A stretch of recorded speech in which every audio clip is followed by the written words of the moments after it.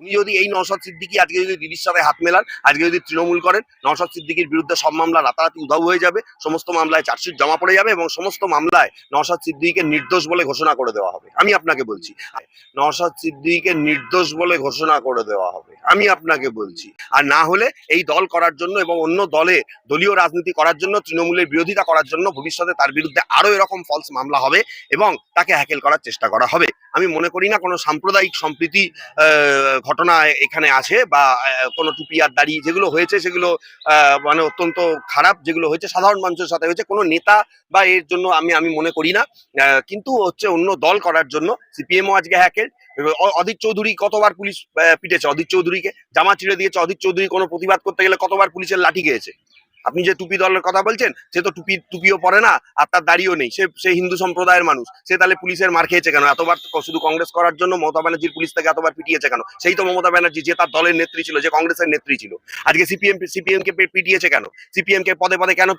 CPM এর কি অবস্থা সাধারণ মানুষ শুনুন, বড় বড় নেতাদের গুলো খবরে আসে, আর যারা ছোটখাটো নেতা, যারা অঞ্চল প্রধান বা অঞ্চলে রয়েছেন, তাদের কোনো খবর কতটা হাইলাইট হয়, কতটা আপনারা করেন?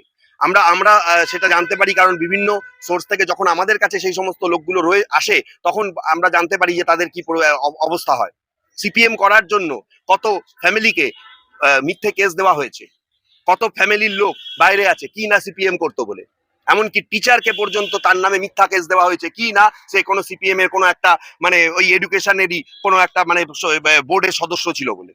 তাকে নাকি স্কুলেই আর জয়েন করা যাবে না, এই মহামান্য কলকাতা হাইকোর্ট থেকে তার অর্ডার করিয়ে তাকে আমরা স্কুলে জয়েন করিয়েছি। সুতরাং আমরা এগুলো দেখেছি, অন্য দল করার জন্য চিরকালই শাসক দলের এই বর্বরতা আর এই তৃণমূলের বর্বরতা যত দিন যাচ্ছে তত আরো যেন বেশি করে বৃদ্ধি। কারণ যে দলের সুপ্রিমো মমতা বন্দ্যোপাধ্যায়, তিনি বলেন যে আমি কোনো আইন মানি না। তিনি তো বহুবার বলেছেন আমি কোনো সুপ্রিম কোর্ট মানি না, আমি কোনো হাইকোর্ট মানি না, আমি কোনো আইন মানি না। সুতরাং তিনি এখানে আইন, তার দলের লোকরাই আইন, সুতরাং তার দলের লোকরাই সবকিছু মেনটেন করবে। এবং এই জিনিস আপনাকে তো আমি বহুবার বলেইছি তো, যে পুলিশের গাড়ি প্রোটেকশন দিচ্ছে শুধুমাত্র নওশাদ সিদ্দিকীর দল করার জন্য তাদের, বা আজকে হচ্ছে যে উচ্ছেদ করা হয়েছে, তৃণমূলের পতাকা নিজের দোকানে লাগাবো না বলে, বা বলেছে যে আমি কোনো পতাকাই লাগাবো না, আমি ব্যবসা করে খাবো, এটাই আমার সোর্স অফ ইনকাম। রাত্রির বেলা এসে দোকান ভেঙে দেওয়া হয়েছে কি না, তারা আইএসএফ এর মিটিং এ গেছিল, নওশাদ সিদ্দিকীর ডাকে তারা পাশের গ্রামে মিছিলে গেছিল, বা কাকদ্বীপ অঞ্চলে যখন নওশাদ সিদ্দিকী মিটিং করেছিলেন তখন তারা সেই মিটিং এ উপস্থিত ছিল, এইটা হচ্ছে তাদের অপরাধ।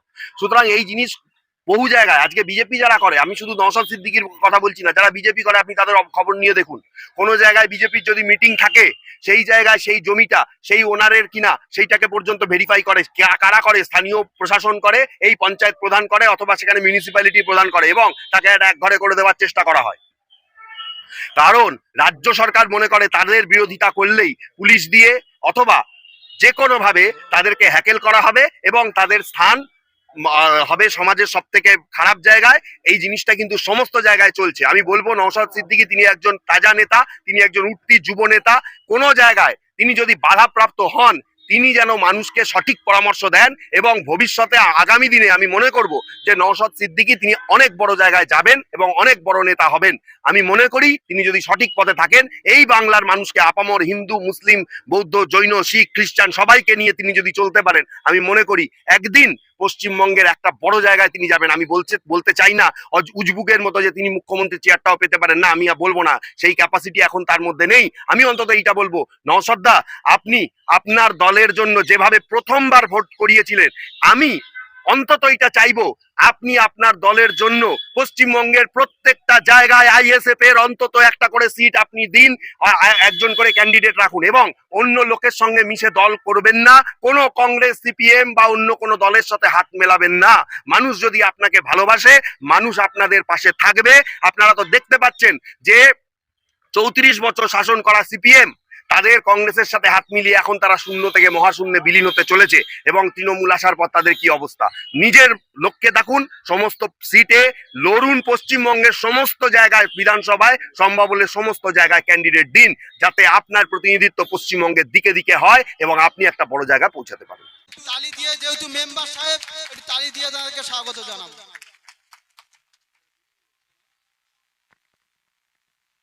ধন্যবাদ অসংখ্য। এবার আমাদের এই পাশেরই বুথ মেম্বারের হাজবেন্ড আমাদের মুকুল ভাইকে ব্যাস পরিয়ে বরণ করে নিতে বলবো আমাদের বিরোধী দলনেতা নূর আলী দাদাকে।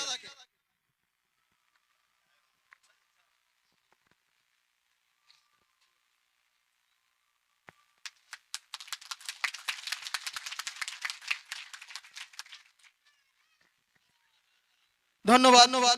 এবারে আমাদের আমাদের আরো এক পঞ্চায়েত সদস্য আমাদের মিঠু ভাইকে বরণ করে নিতে বলবো। আমাদের রাজ্জাক ভাইকে, আমাদের অঞ্চলের যুগ্ম সম্পাদক রাজ্জাক ভাইকে বলবো আমাদের মিঠু ভাইকে ব্যাস পরিয়ে বরণ করে নিতে।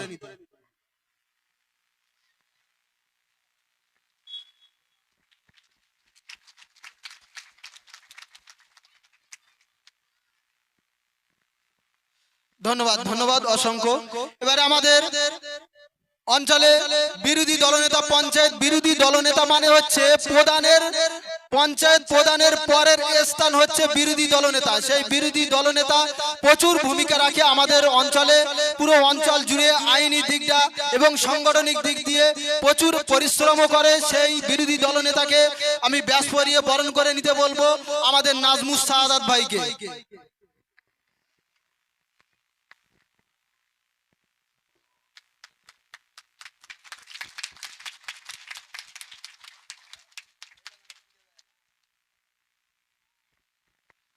ধন্যবাদ, ধন্যবাদ অসংখ্য ধন্যবাদ।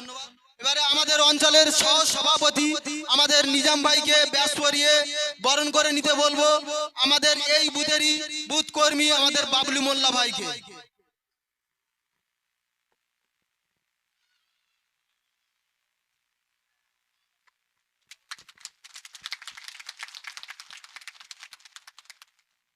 ধন্যবাদ অসংখ্য। এবারে আমাদের অঞ্চলের সেক্রেটারি আমাদের আসেম মিল্লা ভাই ওরফে রাজা খাঁ, তানাকে ব্যাস পরিয়ে বরণ করে নিতে বলবো আমাদের আরাক রাজা ভাইকে। এই বুথেরই একদম অ্যাক্টিভ কর্মী, খুবই পরিশ্রম করে আমাদের দলের হয়ে। আরাক রাজা ভাইকে বলবো আমাদের রাজা ভাইকে ব্যাস পরিয়ে বরণ করে নিতে।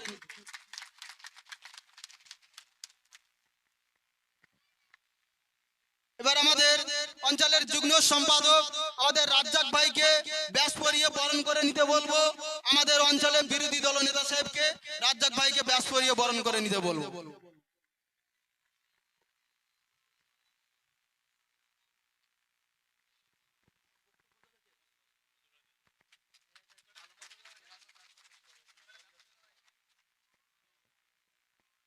এবারে আমাদের আজকে আরো একজনা যিনি স্টেজ পরিচালনা করার দায়িত্ব ছিল আমার সঙ্গী হিসাবে আমাদের রাজীব ভাইকে একটা ব্যাস পরিয়ে বরণ করে নিতে বলবো আমাদের নূর নবী ভাইকে।